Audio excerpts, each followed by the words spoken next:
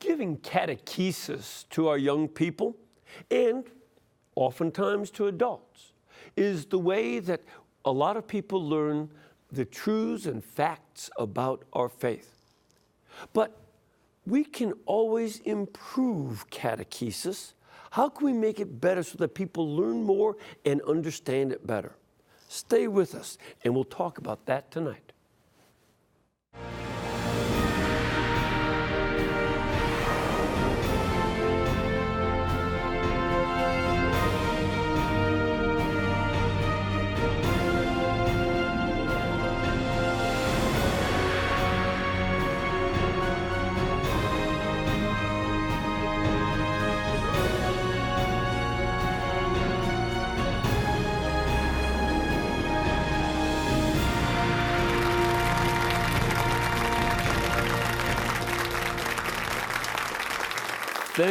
Thank you. Welcome to EWTN Live, where we bring you guests from all over the world. And tonight our guest is the president of Sophia Institute Press. He's Mr. Charles Mckinney. And he has not only worked in terms of printing out books of a very high quality, but also giving a lot of work on how to do catechesis. So let's talk to him about that. Charles, good to have you here on the program. Thank you for having me, Father. Welcome. And first of all, where is the Sophia Institute? Well, we're located in New Hampshire. We're about an hour north of Boston. Okay. In Manchester. Yeah, Manchester, New Hampshire. Is that all that is? Is an hour away? It's an hour away. Yeah, well, depending on traffic. But having lived in Texas, sometimes these little states seem, bigger than. I imagine the distances being greater, but it's really fairly close. Yeah, well, you can fit all of New England in Texas. Yeah, it's. Plus. Yeah, so you can get just about anywhere in New Hampshire in an hour. Oh, is that right? Okay. Yeah, it's pretty small. It's very, very beautiful up there. Oh, it's gorgeous. It's really stunning. We love it. Stunning. Yeah. Vermont, and they're small states, but they really are stunningly beautiful. And the Sophia Institute, now you are also a press, correct? That's right. Well, that's the history of Sophia, is publishing Catholic books. Mm-hmm. And that's what Sophia's been doing for 30 years. Mm-hmm. And our main area of focus is really on Catholic spirituality mm-hmm. and spiritual self-help. Mm-hmm. And in terms of Catholic spirituality, it's really how can I deepen my prayer life? How can I grow closer to God? How can I get more out of Holy Communion or make a better confession? And we take a lot of the books that were written by the saints, or even these great spiritual classics that were published 100 or 200 years ago, and edit them, update the language, and bring them out for a new audience. Mm. And in terms of like the spiritual self-help, there we're really focusing on how to overcome a certain vice, such as anger or impatience, or how to cultivate virtue, such as patience or humility. And really with all of that, I mean, you can get, as you know, secular books that will help you overcome anger or work towards it. And we try to keep in mind, what St. Thomas Aquinas said about the virtue of studiousness versus its opposing vice, which is curiosity. And he said that curiosity is a vice because you're in search of truth without orienting it towards its proper purpose, which is knowledge of God. And so what we try to do when we're helping folks to overcome some of these vices is really do it in a way that's both practical, but also orienting them towards growing closer to Christ and really cultivating within themselves the virtues that are necessary to become holy. Besides asking cats how that curiosity is working out for them, it's also important to think back on Genesis chapter 3, where it was curiosity about the good looks and sweet taste of fruit that caused a little bit of trouble. Yes. And every time I hear people start talking about how can you criticize that sin if you don't try it? When I hear that, I also hear in the background noise a hiss. of a serpent, because it's not, I think I know where that's coming from. Right. So that is an important distinction between seeking knowledge, that's a fruit of the Holy Spirit, and the gift of the Holy Spirit, versus curiosity that has satanic hissing in the background. Exactly. Yeah, no, and that's spot on. And at the end of the day, unlike a cat, we've got one life here, and we've got to do it right. And I think that certainly if everything that we learn is oriented towards, putting on the mind of Christ, then, and that's what we aim to do. And really with our books, we've got to make sure they fit within our publishing priorities, and in terms of spirituality.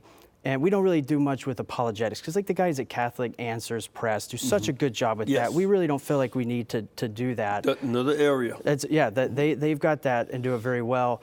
But now occasionally, though, we'll do a book that is really interesting and kind of fun. So we published earlier this year the Vatican Cookbook, which has got the favorite dishes of Pope Francis from South America, the favorite dishes, the Bavarian dishes of Pope Benedict, and the Polish dishes that St. John Paul II liked. In fact, in there is the recipe for the dish, the meal, pierogies, that he asked for after he was shot 30-something years ago. Yeah. It's just a beautiful book with behind-the-scenes images of the Vatican. It was written by the Pontifical Swiss Guard.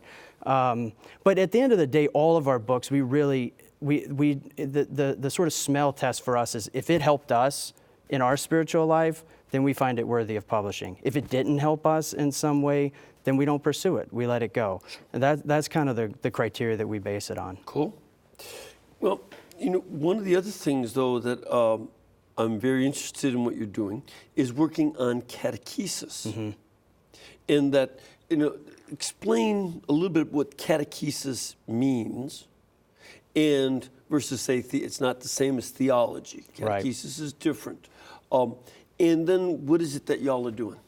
Well, what we're doing is really, it's called Sophia Institute for Teachers, and it's a program that we launched 3 years ago in order to help inspire teachers and give them some really substantive classroom materials that are easy to use, that are ready to use, that can help them engage their kids, their students with the faith. And we really kind of focus in 3 primary areas.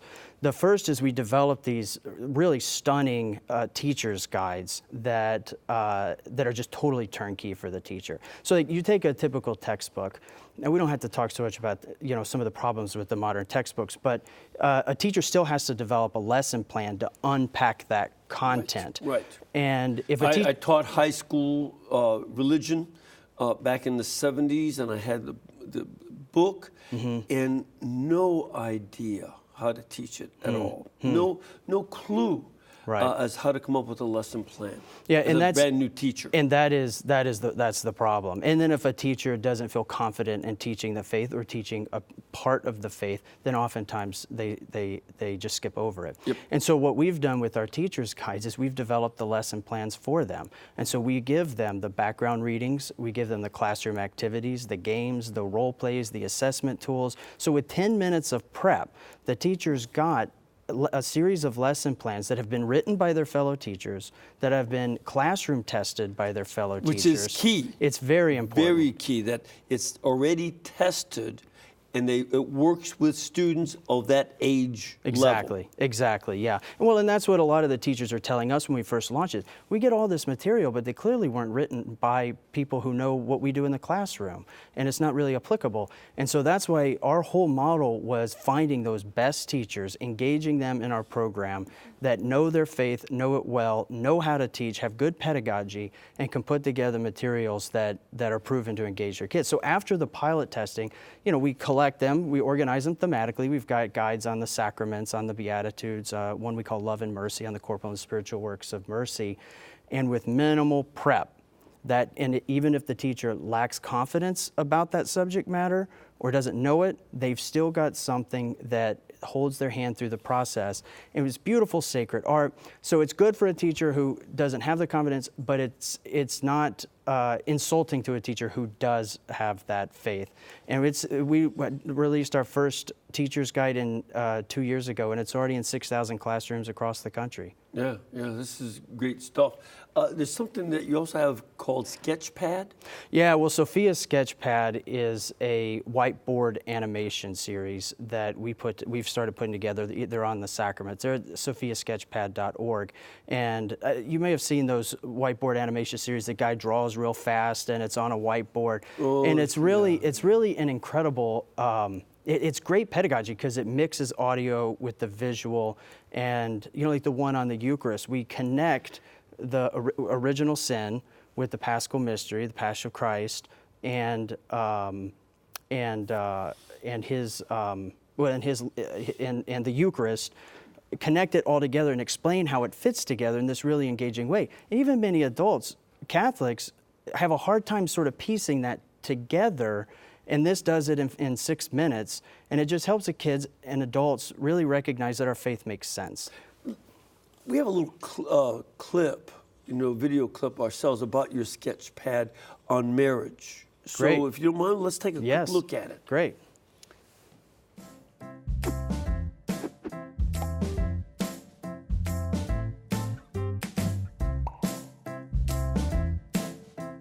Marriage is a reflection of divine love, and it is given to us as a gift from God. To understand this, we must look at the Blessed Trinity, which is one God in 3 divine persons: the Father, the Son, and the Holy Spirit. The Trinity is an unbreakable bond of life-giving love. From all eternity, the Father pours out all that He is in generating the Son, and the Son pours out all that He is in love toward the Father. The Holy Spirit proceeds from them both as the bond of this self-giving love. Marriage is an image of this divine love. The husband gives himself completely to his wife. The wife gives herself completely to her husband. From their union, their love creates life. When man and woman join together in marriage, we see in their communion a reflection of the Trinity. Man and woman are both created in God's image with equal dignity, but they are created different in many ways. Their bodies are different, but most importantly, they each make their own unique contributions to the creation of life. This life-giving love manifests itself in the receiving and raising of children. Not all spouses are blessed with children, but just as the Lord creates and nurtures life on earth, so parents create and nurture life in the home. Under their watchful eyes, parents create a special world, the first world their children will ever know. A loving home with a father and mother is the model chosen by the Lord, and therefore the ideal environment in which to raise a child.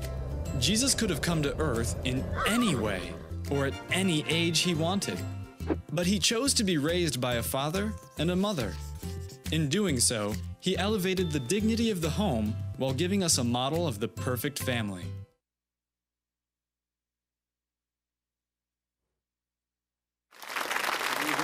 So that's a good example then of that. You have this for the other sacraments. Yeah, we have it on marriage, on confirmation, on the Eucharist, and on confession, and we continue to develop them.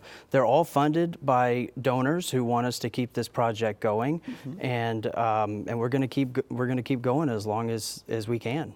There have been, and 250,000 people have viewed these just in the past year alone. They've been for parish catechists, for teachers, for parents. It's been very popular. And I remember way before you were born when the best we could get in class were these film strips, and they're little canisters of a film, and there'd be a record and the film strip, and one picture at a time, and ding, next picture, ding on the record. Yeah, I've seen those in museums. Yeah. Yeah, alongside the 45 RPM records, we had to flip over to the other side to listen to. Keep it up, boy. Thank God I'm not defensive about age. But this is a great step forward because children are accustomed to the new media. That they see things not only on television and the movies, but on the internet and video games. Yeah, and I'll tell you, it's important. And what we really liked about the way we put this together, or this style, was that it's not insulting for an adult. It's engaging for an adult, yet it's very engaging for a kid at the same time. But we keep them short too. They're 6 minutes. Now, these things, a 5-minute clip takes about 16 to 20 hours to film. It's just an incredible amount of work. But we don't want it to replace the teacher, because at the end of the day, it's the teacher who is going to really either is going to set that kid on fire for Christ. A teacher can't give what a teacher doesn't have. And so long as we can provide them tools to sort of connect all the dots, and then accompanying activities where they can then lead the children towards the truth, then I think we've got a much stronger program that will ensure that kids are developed into practicing Catholics. And we run teacher training programs all over the country that really kind of reinforce that. And we teach them how to use the SketchPad as one example, as a tool to use in the classroom. Interesting. That's it. And I think that side needs to be emphasized too. It goes along with your press. I mean, having a press, the printing press that gives books about the spiritual life is very important, because it's not only teachers giving the facts of the faith, which they must do, but also making sure that it resonates in their own lives. Yes. A bell that is well cast has a ring to it. If sand gets into, like the Liberty Bell had sand or something get into it, so it cracked after it had been rung a number of times. But that's a false bell, and it doesn't have the same ring of authenticity.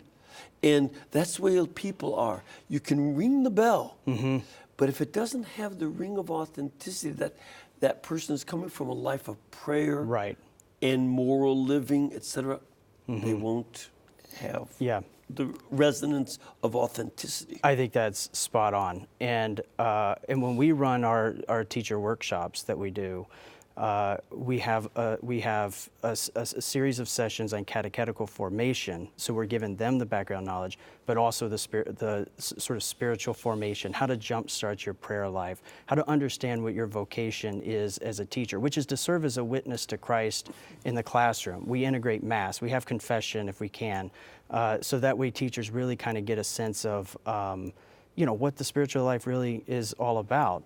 And these programs, I got to tell you, have been incredibly popular. In just 2 years, we've run well over 100 programs in 22 dioceses, and the teachers they've just loved it.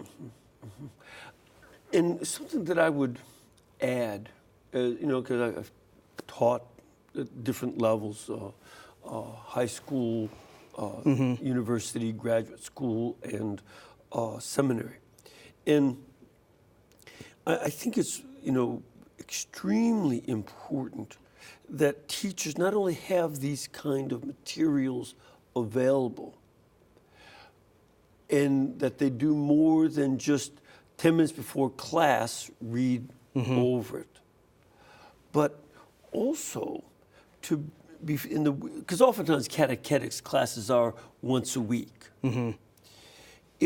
I think it would be useful for the teachers to bring the material to their holy hours, to bring the catechism book and bring any of the teacher manual and meditate and pray over it, to let this become part of their own spiritual life, so that they, as they pray, considering the different parts and preparing day by day before him. So you got a week before class. Each of those days, pray over part of it. Whether best, I think, is before the Blessed Sacrament. But if not, at a place in your home where you can sit quietly and pray without television and radio and etc. And to listen to what is our Lord telling you about this message, and speaking to your own heart about this.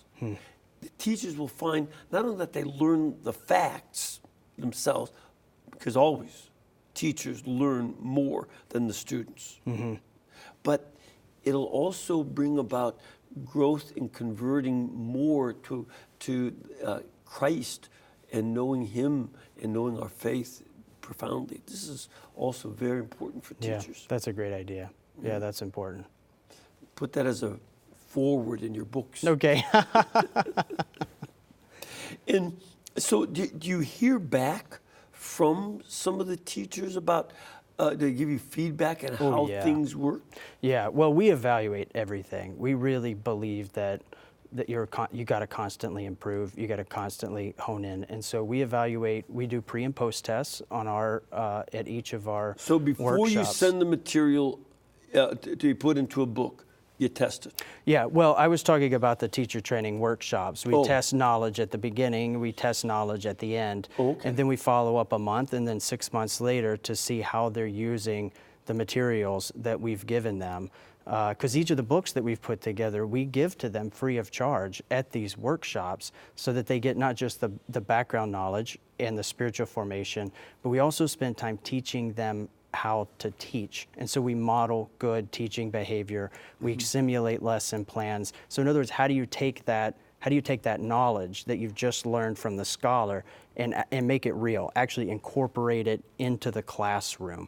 And then they leave with a tool that they can then go and use. 2/3 of the teachers tell us that they are using the materials in the classroom within 4 weeks of going through one of our programs. So, and again, so our audience understands. So even before teachers start to use the materials, there is a training session for the teachers. It is either they can buy the materials and they're ready to go. They can get that and they're ready to go. So that's one element, is just it's sort of curriculum development. The next element is the teacher training workshops. And a piece of that is giving them the tools that they can then go. Now, certainly through that, they've been trained how to use it, but it's pretty easy to use. But we're modeling good teaching behavior. So like a program on marriage, we'll model how do you answer if you've got a kid that asks about transgenderism, or if my parents are divorced, does that mean they're bad Catholics? How do you answer that in a way that's charitable, but at the same time consistent with the teachings of the church? So especially the controversial issues, really try to help teacher, because they will skip over it. They won't answer the question if they don't feel, or they'll just botch it. And so what we want to do is give them the confidence to address it head on, because it's a teachable moment.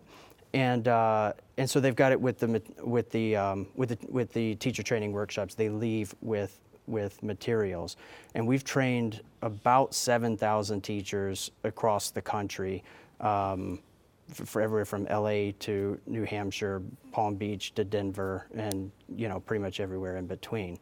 But there's one other, I think, important component to what we've been doing, and that is our online resources, which are all free of charge to teachers. Every week we release by email a lesson plan on the upcoming Sunday Gospel. So like 15, 20-minute warm-up activity. The teacher can engage their kids with the Sunday Gospel. So by the time they get to Mass, they've talked about it, they've read it, they've discussed it, they've thought about it.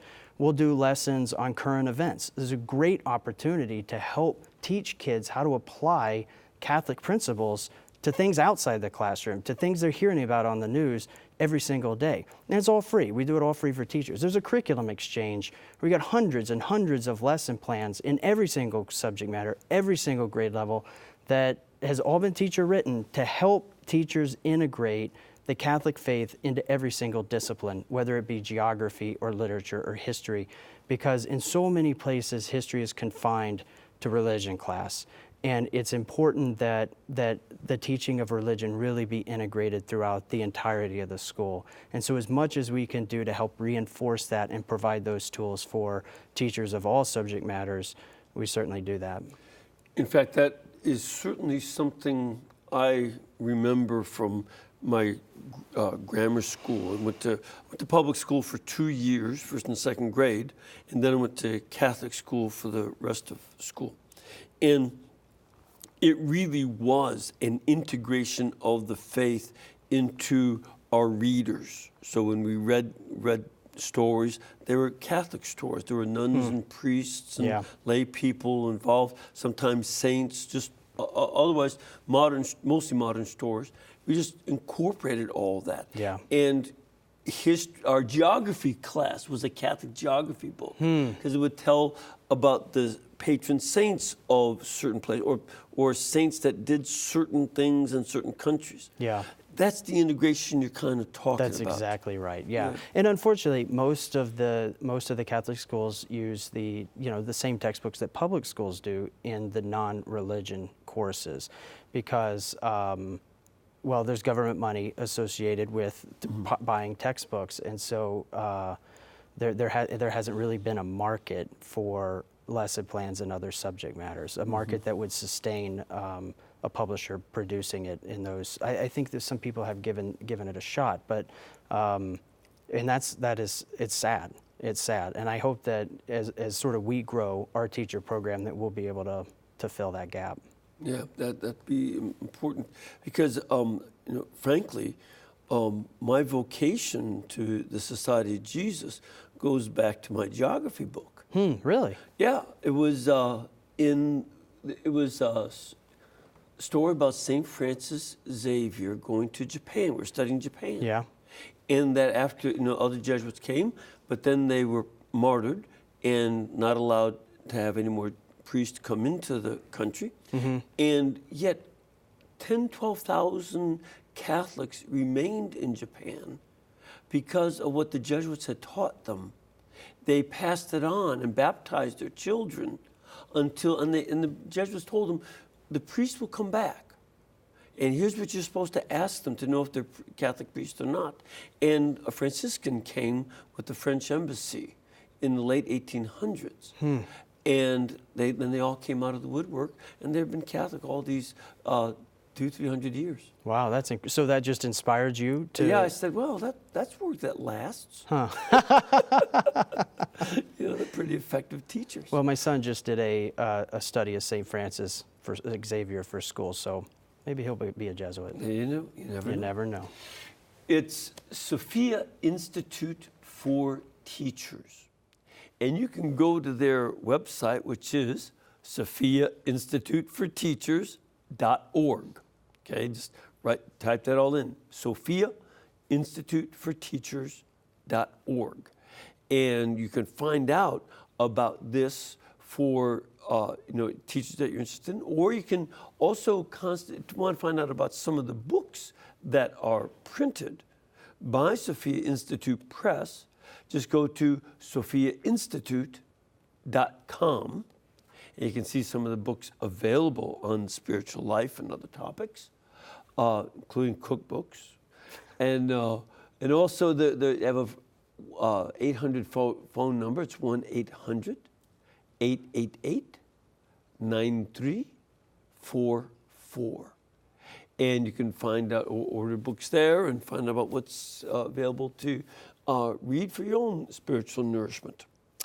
We'll come back in a couple of minutes. We want to get some more questions and more discussion, so please stay with us.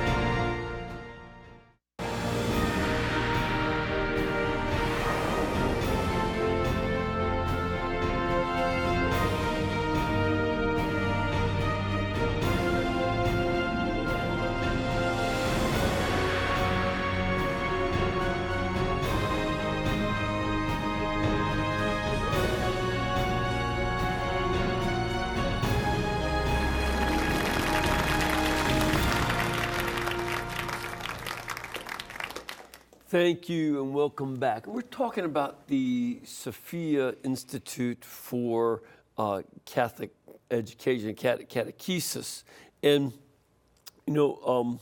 one of the things I don't think we really got to, Charles, is that you also make this available to dioceses. That, most every diocese has an office for religious education or catechesis, adult education, variety of names they call it, but depending on the diocese and its size. What is it that you all offer for each diocese to do? Well, what we do, the teacher workshops that I was telling you about, oftentimes dioceses have their own professional development programs that they do for teachers. Sometimes they don't. Teachers have to find it on their own. Right. But we'll go in and we'll do the program that the diocese normally runs. We'll do it for them. How much does that cost a diocese, though? Well, a typical program is around, give or take, 10 grand. Because we're flying in a scholar, we're flying in a master teacher, we're flying in a coordinator, all the materials, the travel, all of that. It comes out to be about 10 grand. But here's the problem. Most dioceses can't put 10 grand per workshop for all their teachers. It's too much money. Right. And so we take on the responsibility of fundraising. And so in many cases, we'll do the fundraising and we find philanthropists who say, I want to bring this to my town. I want the teachers in my town to have this sort of education. They give us a grant. We approach the diocese. And I'll tell you, with only one exception, has the diocese ever turned us down and said they always welcomed us in. Because here's the thing: we've got some proof that our program is working, that teachers love it, and then from the diocese's perspective, we'll handle all the registration, we'll handle all the work, we'll do all the work, and we'll bring the funding with us. And it's kind of a win-win. So you're telling me that you can go to a bishop and say, I won't charge you, I'll get someone else to pay for this, I won't make you do the work, I will make your staff do the work, I'll do all the work and the fundraising and give you the seminar. It's easier to raise the money and do it that way than ask the bishop for the money. Than the other way, yeah. Believe me. I've talked to plenty of bishops because they have all these people have great ideas for me to do, but the bishops and clergy are really stretched. Yes, they really are stretched. Right. The priests and the parishes are generally overworked. And, the shortage that still exists. It's changing. A lot of places, the number of vocations has gone way up. Yeah. Way up. Yeah. What is it? I hadn't heard the figures for last summer, but the summer before it was a 25% increase of ordinations from the previous year. That's incredible. Yeah. Wow. But until the fresh troops arrive, a lot of guys are stretched. Right. Well, and the other thing that's important about that too is that that when we do our programs, a typical diocesan program may put hundreds and hundreds of teachers in a gym, in uncomfortable chairs. They'll have a scholar talk for a while, bagged lunch, it kind of varies. But what we do is we'll rent out a retreat center. We'll go to someplace really nice. We'll cater lunch. We'll cater hot breakfast, hot lunch. It's just really high level. The minute the teacher walks in that door, they know this is special. It's creating an ambiance that's really conducive to learning. It's treating the teacher with respect, and it's really honoring the teacher and their vocation. And that is a key part of what we do, and it really is important. But those things cost money, and we feel like it's worth putting that effort into doing so much fundraising to make sure that we do it right, so we have a lasting impact. And one of the elements too I want to mention before we go to a question is that doing this through the diocese and the bishop is also showing how catechesis is an extension of his role as the primary catechist and teacher of the faith of his diocese. He's the main teacher of the faith. And that's one of his primary roles as his prophetic role, along with his priestly role in offering the sacraments and his kingly role as leader of the diocese. But the teaching role, and to see that this comes from him, is united with him, is part of what his ministry is, I think is very important. Yeah, it's important. And when you've got something that other bishops are now talking about, other superintendents are now talking about, that's been proven to work, the hard part's done. I mean, we've already built a program that is successful and has a great reputation, and it's kind of reached a tipping point and if a diocese says no, we don't want you, we've got the money, we'll give the money back, because we don't want to be working, or we want to be working in collaboration with the bishop and his team, and so at the end of the day, he makes the decision as to whether or not we come to his diocese or archdiocese. It's a cool idea. Let's take a question. Ma'am, where are you from? Augusta, Georgia. That's a pretty area. And what is your question? Well, I teach at a Catholic school, and I was saying that my son, who graduated from that school, and his friends said over the years that some of their religion classes didn't inspire them to love the faith, and then they saw kids go on to graduate that didn't stay with the faith. Mm-hmm. And so how do you find that program that will inspire the kids to love their faith and stick with it? Yeah, because that is an important element. No, it's not just teaching those facts. What is going to fire them up? What fires them up to say, I'm going to commit myself. To get a kid to do that, he's got to be inspired, and I think it'll be done by the teacher. It'll be done by the parent. The parent, at the end of the day, is the ultimate one who has the most influence on that child. But if we can inspire the teacher and give him or her the tools that they need in the classroom, then I think we can go a long way in solving the problem. Mm-hmm. We know from statistically that we lose within 3 or 4 months, 30% of the graduates leave the faith by the end of summer. We know we've got a problem, and we know when a lot of teachers lack the confidence to teach the faith, and we see in our own. But every teacher that I was going to say every teacher, but most of the teachers we meet are really great people who want to do the right thing. But oftentimes there is just a lack of adequate formation, and so if the teacher lacks the formation, they rely exclusively on the textbooks. And oftentimes what I've heard is what it looks like is, everybody turn to chapter 7, Johnny, you read paragraph 1, Susie, you read paragraph 2. It's not inspiring. And so what we've got to do is give the teacher the tools that they need to be inspiring in the classroom, but at the same time, substantive, because our faith makes sense. And I think a lot of kids don't really see how our faith makes sense. Mm-hmm. And it's because we're moving away from, catechesis. And I think that if we can get those kids understanding that the faith does make sense, but not outside of the understanding that the spiritual life is equally important. I mean, I heard somebody say the devil's the most orthodox guy because he knows the faith. So knowing it's not enough, you've got to have that spiritual life. So to the extent that we can not just talk about Mass or the Eucharist, but also the 1 hour fast before Mass, or the importance of adoration, or how to pray well or how to properly dispose yourself at Mass. These sorts of things are really important, because then it really is feeding on grace. It is allowing it to build within you, and it's cultivating the spiritual life, which then is encouraging you to read more and develop more in your faith. It just feeds on itself. Mm-hmm. And at the end of the day, you've got this ball rolling, you're cultivating holiness, and you've got another disciple out there spreading the good news. I first taught catechism when I was a senior in high school, I think, because I went to a seminary, high school seminary. Mm-hmm. And we were expected to do various work around the parish as seminarians, just to get ourselves started. So we did a variety of things.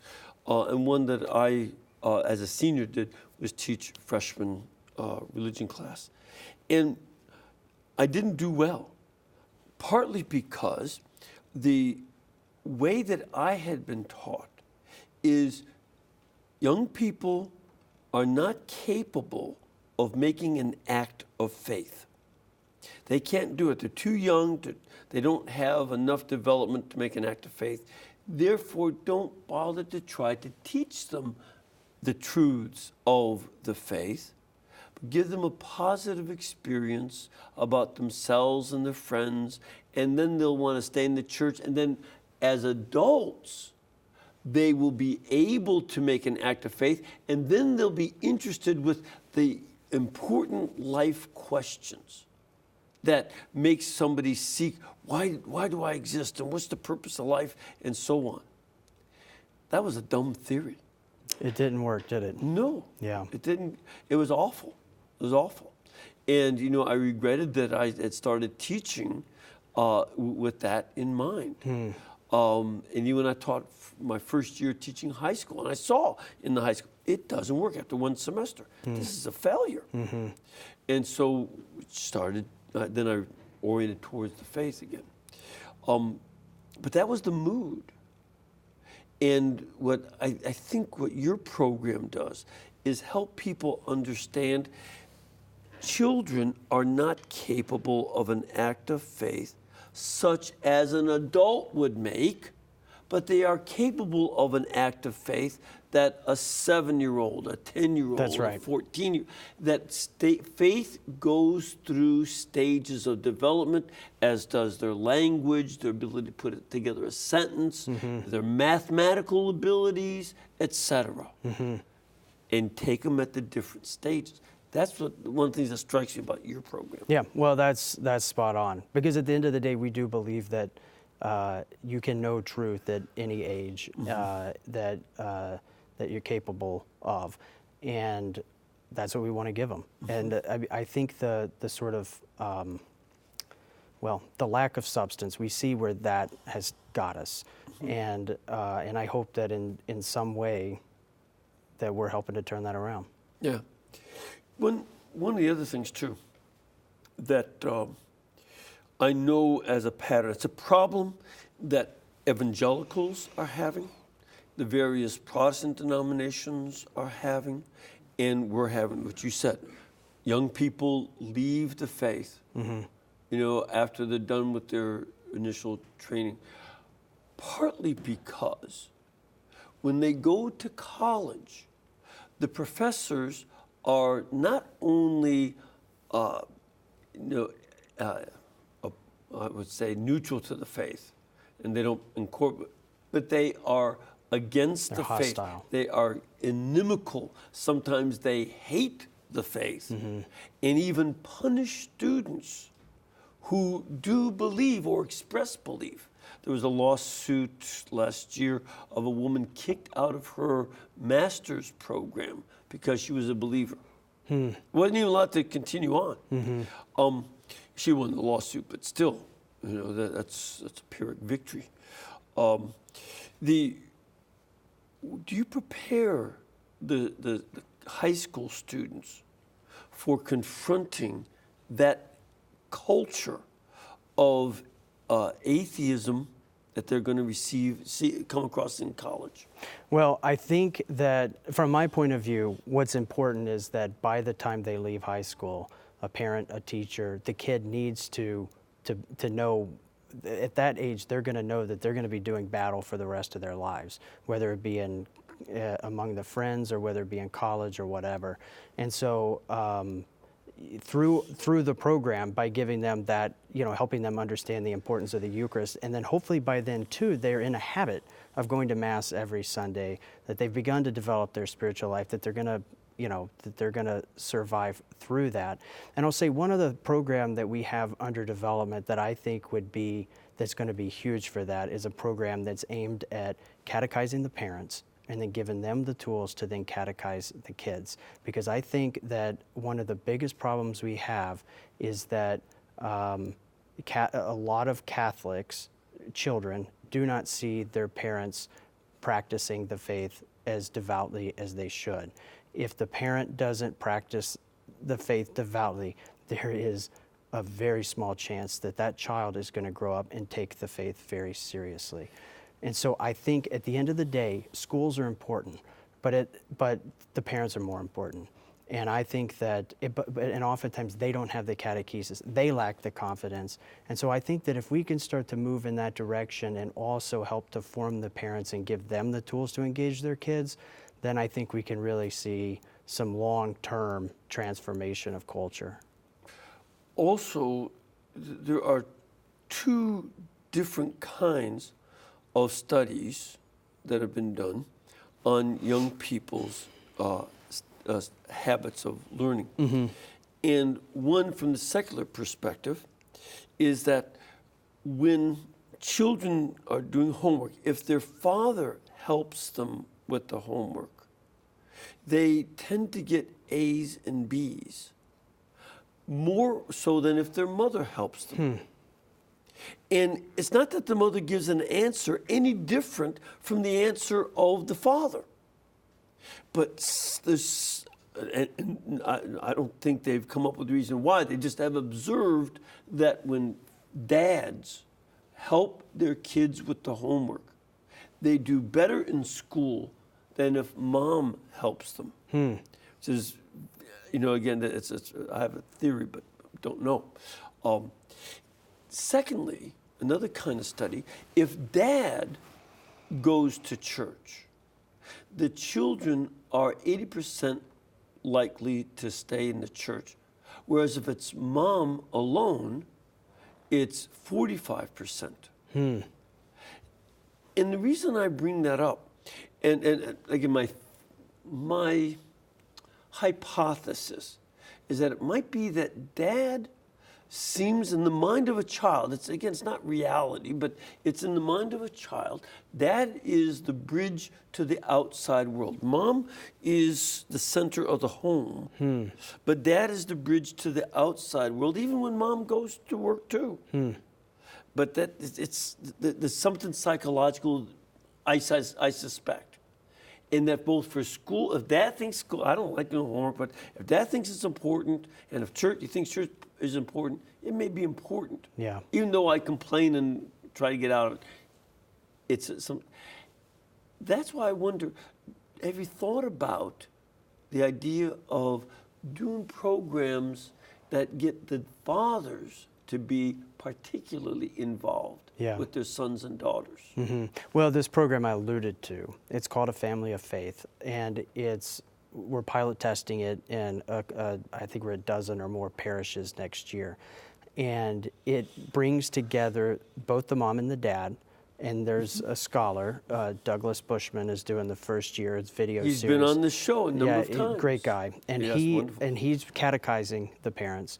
And then the parents leave with age-appropriate activities and guides for how they can then engage their kids. The whole thing is emphasizing the need to have both the parents involved in the faith and how that is, in these studies, I think that second study you mentioned, I think the Southern Baptists have put that together because they were trying to figure out how to engage kids long-term and get them to be, but it's fascinating.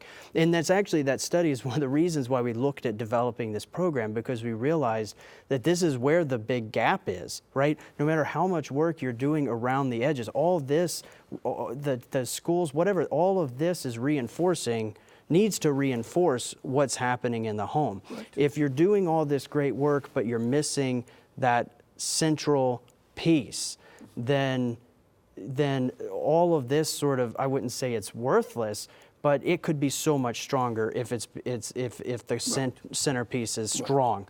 And so that's why I think doing this is important for the very reasons that you mentioned. Yeah, yes, and Douglas Bushman is someone who's a bell that rings true. I mean, I know him, his wife, and his children, and he was exactly the kind of father who, along with his wife, who were very involved in the faith. That the faith was just warp and woof of everyday life for them. It wasn't something that was sandwiched on, but it was interwoven through their children. And I knew the children as they grew up, and now are bringing home their own babies and things. Yeah. Well, he's got the track record, and exactly. And we just filmed it this week, and it's incredible how he weaves in these practical examples of the things that he did as a father, things his wife did as a mother, Yes. and that's that sort of example. I mean, that it helped me as a father. Talk about the smell test I talked about earlier. Does this stuff help me? That's our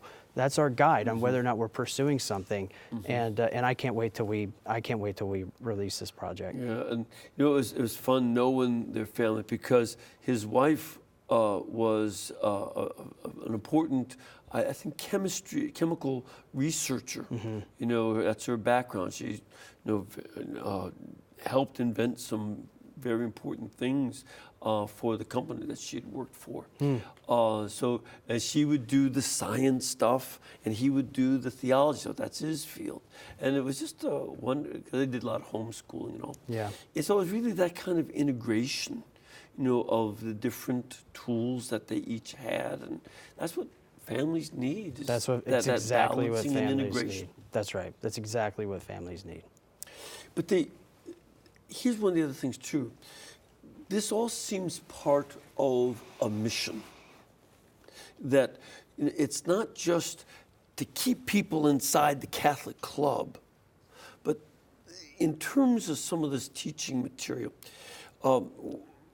one of the elements we also need to realize is our society is in a state of cultural collapse. The language is declining in quality.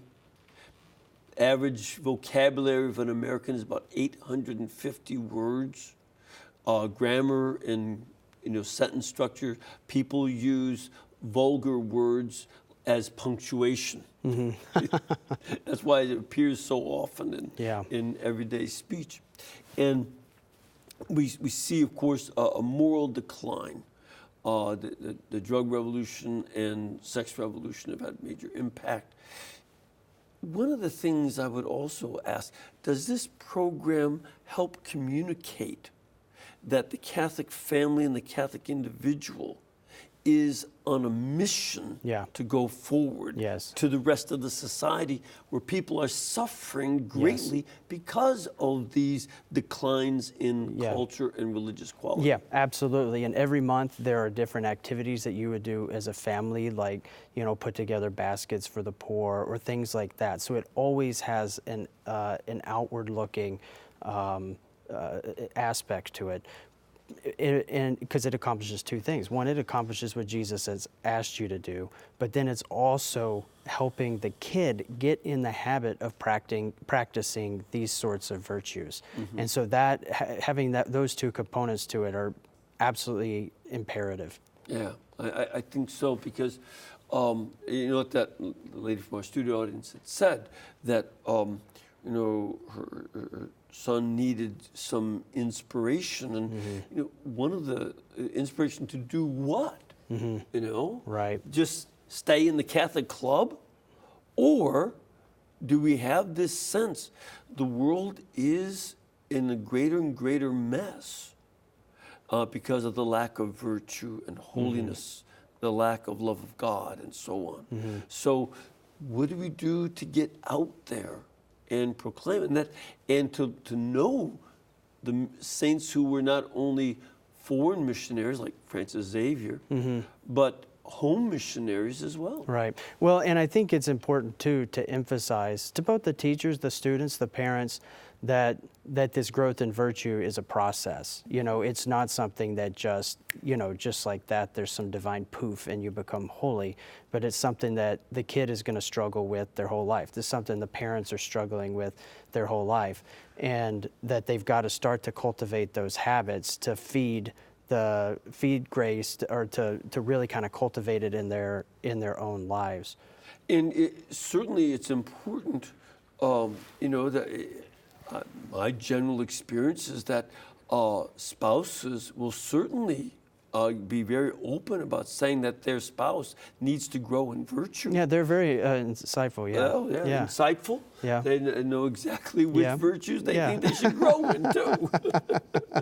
And for children to see that, that's all of us are growing towards this, not just complaining about it, but moving forward, and how we develop virtue, and the things you learn in catechism can have an effect on how you live with a spouse and future children, etc. Right. Yep. That's important. I want to make sure we give the information about this so that folks can know where to go. You can go check out Sophia Institute Press. Their website is sophiainstitute.com. And you can see the books available. And their phone number to order books, if you don't get them online, is 1-800-888-9344. If you're a religion teacher, catechist teacher, or someone in a diocese that wants to get this institute to come help, it's Sophia Institute for Teachers. And the website is sophiainstituteforteachers.org. And you can find out more how you can bring that to your diocese or your parish or your town and do that. Thank you, Charles, very much for being with us. This was Appreciate enjoyable. this. It's important to know this. And I want to give you my blessing. May Almighty God bless you and keep you, the Father, the Son, and the Holy Spirit, so that you might have his wisdom and his knowledge, his counsel and understanding. And, of course, I want to remind you that this network is brought to you by you. That's how Mother Angelica set us up. So please remember to keep us in between your gas bill, your electric bill, and your cable bill. And if you do, we'll be able to pay our bills too. Thank you, and God bless.